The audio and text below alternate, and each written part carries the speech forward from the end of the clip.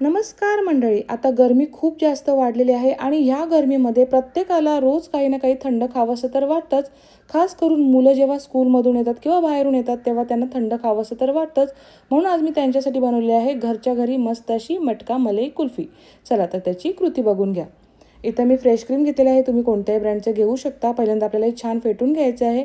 एका मिक्सरच्या भांड्यामध्ये आपल्या आवडीचे ड्रायफ्रूट्स घालायचे आहेत. मी काजू, बदाम आणि पिस्ता घातलेला आहे. आपल्या चवीनुसार साखर घालायची आहे, वेलची घालायची आणि वाटून ठेवायचं आहे.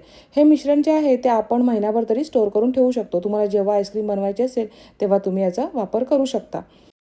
इथे गरम दुधामध्ये मी केशर घातलेलं आहे आणि जे आपण फेटलेलं क्रीम होतं त्याच्यामध्ये आपण जे कुल्फीचं प्रीमिक्स तयार केलं होतं ड्रायफ्रूटचं, 1 वाटी ते घालायचं आहे, 1 वाटी आपल्याला मिल्क पावडर घालायचं आहे आणि हे केशराचं दूध घालायचं आहे. छान असं मिक्स करून घ्यायचं आहे.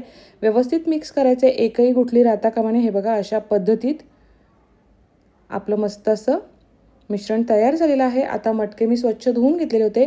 त्याच्यामध्ये आपल्याला हे मिश्रण घालायचं आहे.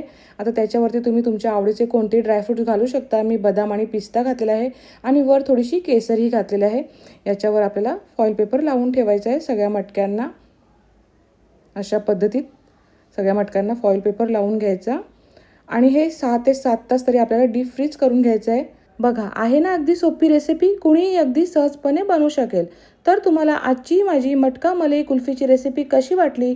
जर तुम्हाला आजची माझी रेसिपी आवडली असेल तर माझ्या व्हिडिओला लाईक करा, शेअर करा आणि अजूनपर्यंत जर तुम्ही माझ्या चॅनलला फॉलो किंवा सबस्क्राईब केलं नसेल तर माझ्या चॅनलला फॉलो सबस्क्राईब करायला विसरू नका.